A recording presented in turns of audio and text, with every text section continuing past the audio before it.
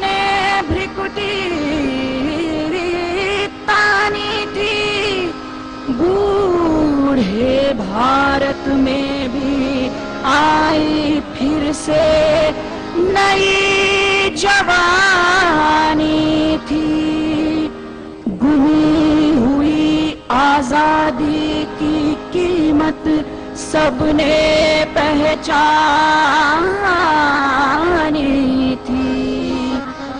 दूर फिरंगी को करने की सबने मन में ठानी थी। चमक उठी सन 57 में वो तलवार पुरानी थी। बुंदेले हर बोलों पे हमने सुनी कहानी थी। खूब लड़ी मर्दानी वो तो झांसी वाली रानी थी। सुभद्रा कुमारी चौहान की एक कालजयी कविता जब तक कलम के जरिए कागज नहीं उतरी थी, तब भी रानी लक्ष्मीबाई की कहानी झांसी की मिट्टी के एक एक कण में बसी थी। आखिर ये वीरांगना थी ही कुछ ऐसी, समाज के बंधनों में बंधी फिर भी विचारों से आजाद। कभी कोमल मनु तो कभी तलवार भांजती वीरांगना। कभी राजा गंगाधर राव नेवालकर की पत्नी तो कभी झांसी के आगे दीवार बनकर खड़ी झांसी की रानी लक्ष्मीबाई।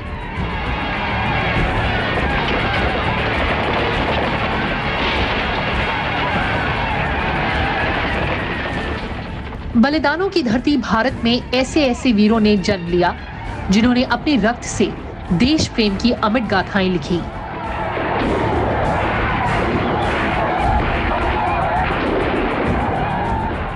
मां भारती को गौरवान्वित करने वाली वीरांगना लक्ष्मीबाई सच्चे अर्थों में ऐसी ही एक आदर्श वीरांगना थी।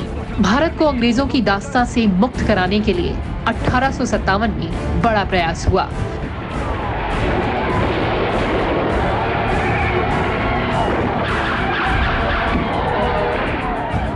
जिसे भारत का प्रथम स्वतंत्रता संग्राम कहा जाता है।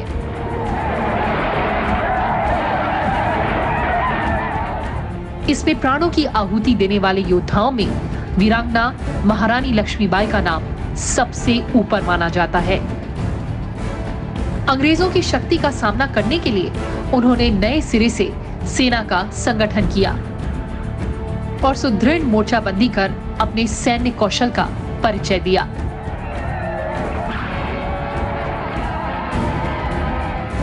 उनका जीवन अपने आप में वीरता, अमर देशभक्ति और बलिदान की मिसाल है।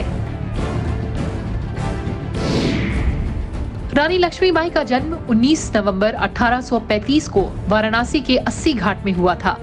पिता मरोपंत तांबे और माता भागीरथी बाई ने नाम रखा मणिकर्णिका, लेकिन प्यार से मणिकर्णिका को मनु पुकारा जाने लगा।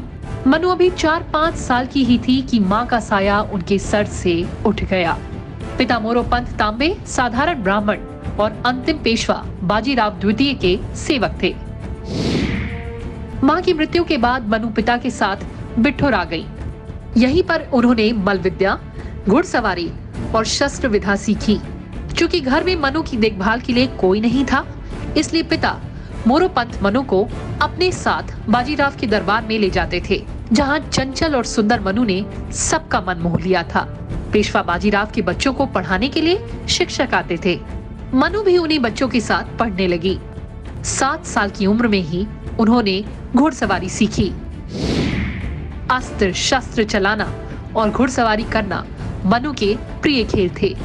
साथ ही तलवार चलाने और धनुर्विद्या में भी निपुणता हासिल की और बालकों से भी अधिक सामर्थ्य दिखाया।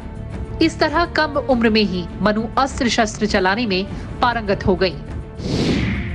समय बीता और इनका विवाह झांसी के राजा गंगाधर राव नेवालकर के साथ बड़े ही धूमधाम से हुआ। शादी के बाद मणिकर्णिका लक्ष्मीबाई के नाम से जानी जाने लगी।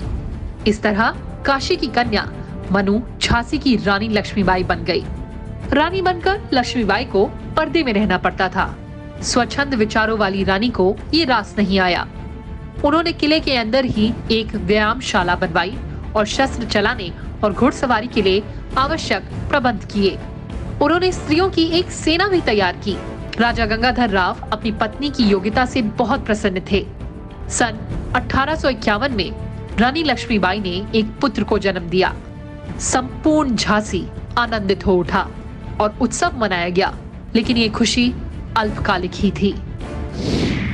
कुछ ही महीने बाद बालक गंभीर रूप से बीमार हुआ और करीब 4 महीने की आयु में उसकी मृत्यु हो गई। झांसी शोक के सागर में डूब गई। फिर 1853 में राजा गंगाधर राव का स्वास्थ्य बिगड़ने लगा तो दरबारियों ने उन्हें पुत्र गोद लेने की सलाह दी। अपने ही परिवार के 5 साल के एक बालक को उन्होंने गोद लिया और उसे अपना दत्तक पुत्र बनाया। इस बालक का नाम दामोदर राव रखा गया। पुत्र गोद लेने के बाद दूसरे ही दिन राजा गंगाधर राव की 21 नवंबर 1853 में मृत्यु हो गई। रानी लक्ष्मीबाई ने अब दत्तक पुत्र के साथ राजकाज देखने का फैसला किया, लेकिन अंग्रेज शासन उनका राज्य छीन लेना चाहता था। हालांकि रानी ने जितने दिन शासन किया बहुत ही सूझबूझ के साथ प्रजा के कल्याण के काम करती रही और लोगों में खासी लोकप्रिय हो गईं। इस बीच अंग्रेजों ने नागपुर, तंजावर, सतारा जैसे मराठों के प्रिंसली स्टेट को समाप्त कर दिया और ब्रिटिश कंपनी का हिस्सा बना लिया। अब उनकी नजर झांसी पर थी। गंगाधर राव की मौत के बाद झांसी को भी खत्म करने के लिए लॉर्ड डलहौजी ने साजिश रची। बुझा दीप झांसी का तब डलहौजी मन में हर्षाया। राज्य हड़प करने का उसने ये अच्छा अवसर पाया। फौरन फौजें भेज दुर्ग पर अपना झंडा फहराया। लावारिस का वारिस बनकर ब्रिटिश राज झांसी आया।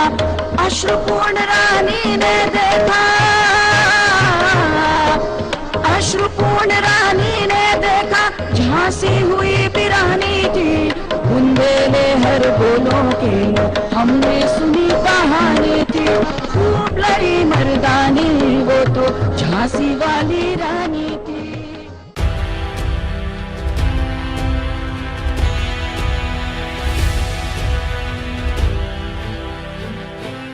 उस समय अंग्रेजों की ये नीति थी कि जिस राजा का उत्तराधिकारी नहीं होगा उसके राज्य को अंग्रेजों के अधीन कर लिया जाएगा। अंग्रेजों ने हड़प की नीति के तहत दामोदर राव को झांसी का वारिस मानने से इनकार कर दिया और झांसी को विलय करने का आदेश जारी किया। आदेश के मुताबिक झांसी का शासन मेजर एलिस के अधीन कर दिया गया। 13 मार्च 1854 को रानी लक्ष्मीबाई को यह आदेश मिला, जिस पर लक्ष्मीबाई का जवाब था, मैं अपनी झांसी नहीं दूंगी। इस हालात में क्या किया जाए ये जानने के लिए लक्ष्मीबाई ने ऑस्ट्रेलियाई बैरिस्टर जॉन लैंग से सलाह मांगी। शुरुआती दौर में लक्ष्मीबाई ने अंग्रेजों के साथ बातचीत से मसला सुलझाने की कोशिश की, लेकिन जब उन्हें विश्वास हो गया कि बातचीत से मसले का हल नहीं होगा, तो रानी लक्ष्मीबाई ने बाणपुर के राजा मर्दान सिंह को खत लिखकर अपनी इच्छा जाहिर की। उन्होंने लिखा कि विदेशियों की गुलामी में रहना अच्छा नहीं है, उनसे लड़ना बेहतर है। हम फौज की तैयारी कर रहे हैं क्योंकि अंग्रेजों से लड़ना बहुत जरूरी है। दरअसल रानी लक्ष्मीबाई का मानना था कि झांसी रियासत पर उनका हक है और अपने हक के लिए उन्हें लड़ना पड़ेगा। उस समय भारत के बड़े भूभाग पर अंग्रेजों का शासन स्थापित हो चुका था और वो झांसी को भी अपने अधीन करना चाहते थे। अंग्रेजों को लगा कि रानी लक्ष्मीबाई स्त्री है और वो प्रतिरोध नहीं करेंगी, लेकिन रानी के कदम से अंग्रेज तिलमिला उठे। रानी ने भी युद्ध की पूरी तैयारी की। किले की प्राचीर पर तोपें रखवाई। रानी ने अपने महल के सोने और चांदी के सामान तोप के गोले बनाने के लिए दिए। रानी के किले की प्राचीर पर जो तोपें थीं, उनमें कड़क बिजली, भवानी शंकर, धन गर्जन और नालदार प्रमुख थीं। रानी ने किले की मजबूत किलाबंदी की। रानी के कौशल को देखकर अंग्रेज सेनापति ह्यूरोस भी चकित रह गया। अंग्रेजों ने किले को घेर कर चारों ओर से आक्रमण किया।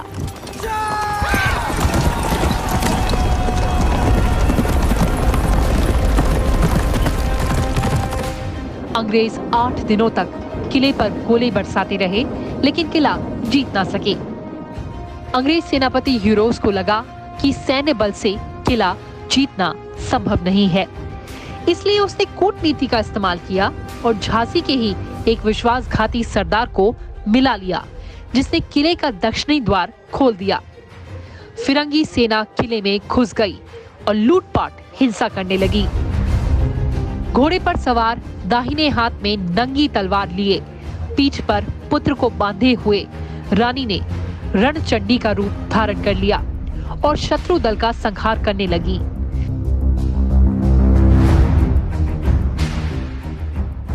झांसी के वीर सैनिक भी शत्रुओं पर टूट पड़े।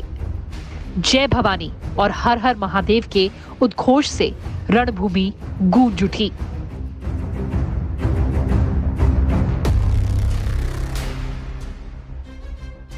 लेकिन झांसी की सेना अंग्रेजों की तुलना में छोटी थी।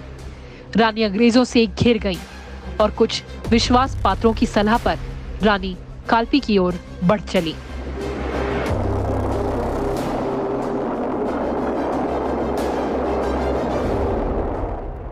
लगातार 24 घंटे और 102 किलोमीटर तक सफर तय करने के बाद लक्ष्मीबाई कालपी पहुंची। कालपी के पेशवा ने स्थिति का आकलन कर लक्ष्मीबाई की सहायता करने का निर्णय लिया। पेशवा ने रानी को जरूरत के मुताबिक अपनी सेना और हथियार देने का फैसला किया। ह्यूरोस ने कालपी पर आक्रमण कर दिया। इस आक्रमण का सामना झांसी की रानी ने पूरी दृढ़ता से किया। यहां तक कि ब्रिटिश सेना भी उनके इस आक्रमण से घबरा गई थी। लेकिन दुर्भाग्यवश ह्यूरोस ने कालपी पर अधिकार कर लिया। जब कालपी छिन गई तो रानी लक्ष्मीबाई ने तात्या टोपे के सहयोग से सिंधिया की राजधानी ग्वालियर पर हमला बोला, जो अपनी फौज के साथ कंपनी का वफादार बना हुआ था।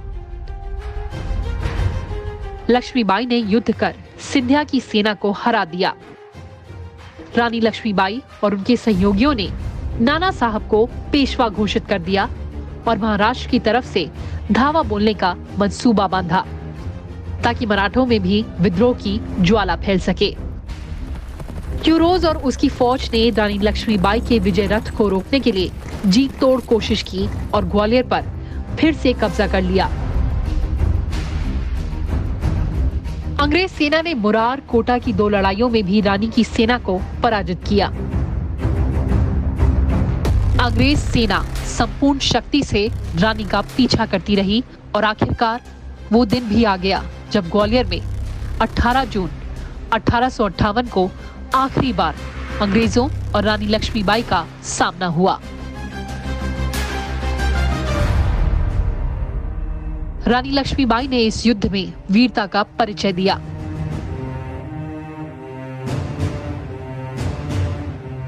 रानी और उनकी प्रजा ने प्रतिज्ञा कर ली थी कि अंतिम सांस तक किले की रक्षा करेंगे। रानी अकेले ही अपनी पीठ के पीछे दामोदर राव को कसकर घोड़े पर सवार हो गईं। रानी के रण कौशल से अंग्रेज थर्रा गए। रानी ने घोड़े की लगाम अपने दांतों में थामी और दोनों हाथों से तलवार चलाते हुए आगे बढ़ना शुरू कर दिया। रानी ने अपना घोड़ा दौड़ाया, पर दुर्भाग्य से मार्ग में एक नाला आ गया। घोड़ा नाला पार न कर सका। तभी अंग्रेज घुड़सवार वहां आ गए। एक ने पीछे से रानी के सिर पर प्रहार किया, जिससे उनके सिर का दाहिना भाग कट गया। उसी समय दूसरे गोरे सैनिक ने संगीन से उनके हृदय पर वार कर दिया। गंभीर रूप से घायल होने पर भी रानी अपनी तलवार चलाती रही। आखिरकार वो जमीन पर गिर पड़ी। रानी के वफादार गुल मोहम्मद और रामराव देशमुख आखिरी वक्त तक रानी के साथ रहे।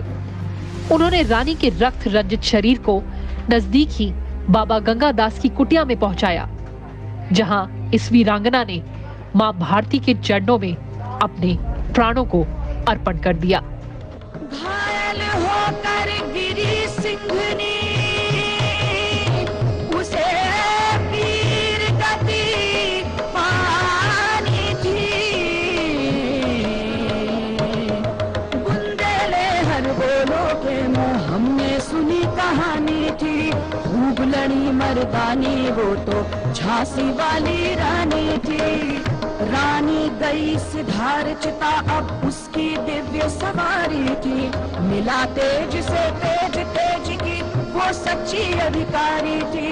अभी उम्र कुल 23 की थी, मनुज नहीं अवतारी थी। हमको जीवित करने आई, बन स्वतंत्रता नारी थी। हालांकि रानी लक्ष्मीबाई अकेले होने के कारण अपनी झांसी नहीं बचा पाई, लेकिन देश को बचाने की बुनियाद खड़ी कर गईं। निडरता का पाठ पढ़ा गईं। उनके साहस और पराक्रम का अंदाजा जनरल ह्यूरोस के इस कथन से लगाया जा सकता है कि अगर भारत की 1% महिलाएं रानी लक्ष्मीबाई की तरह आजादी की दीवानी हो गईं, तो हम सबको ये देश छोड़कर भागना पड़ेगा। कल्पना कीजिए, एक महिला जिसकी पीठ पर नन्हा बालक हो, उसके मुंह में घोड़े की लगाम हो और उसके दोनों हाथों में तलवार। शायद हाँ, हमारे लिए ये कल्पना करना इतना मुश्किल भी नहीं है, क्योंकि हमने उनकी मूर्तियां देखी हैं, उनकी ऐसी तस्वीरें देखी हैं। लेकिन ये कोई मूर्ति नहीं है, कोई तस्वीर नहीं है, किसी वीर रस के कवि की कल्पना भी नहीं है, ये हकीकत है। शायद इसीलिए वो आज भी जिंदा हैं और हमेशा जिंदा रहेंगी। वो केवल इस देश के लोगों के दिलों में नहीं, बल्कि वो जिंदा हैं अपने विरोधियों के दिलों में, उन अंग्रेजों के दिलो दिमाग में जिनसे उन्होंने लोहा लिया था। ये सच है कि अंग्रेज रानी लक्ष्मीबाई से जीत गए थे, लेकिन वो जानते थे कि वो इस लड़ाई को जीतकर भी हार गए थे।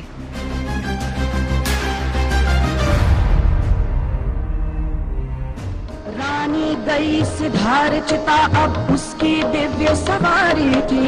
मिला तेज से तेज, तेज की वो सच्ची अधिकारी थी।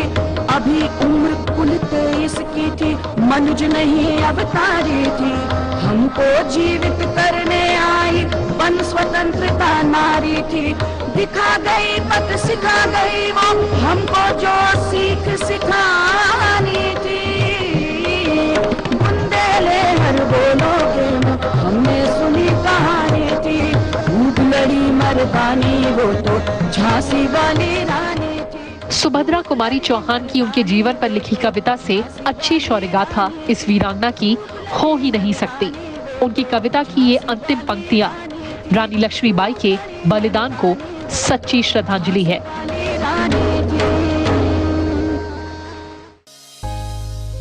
जाओ रानी, याद रखेंगे ये कृतज्ञ भारतवासी। ये तेरा बलिदान जगावेगा स्वतंत्रता अविनाशी। होवे चुप इतिहास, लगे सच्चाई को चाहे फांसी। हो मनमाती विजय, मिटा दे गोलों से चाहे झांसी। तेरा स्मारक तू ही होगी, तू खुद अमिट निशानी थी। बुंदेले हर बोलों के मुंह हमने सुनी कहानी थी। खूब लड़ी मर्दानी, वो तो झांसी वाली रानी थी। पथ सिखा गई वो हमको जो सीख सिखानी थी। बुंदेले हर बोलोगे हमने सुनी कहानी थी। खूब लड़ी मर्दानी, वो तो झांसी वाली रानी थी। खूब लड़ी मर्दानी, वो तो झांसी वाली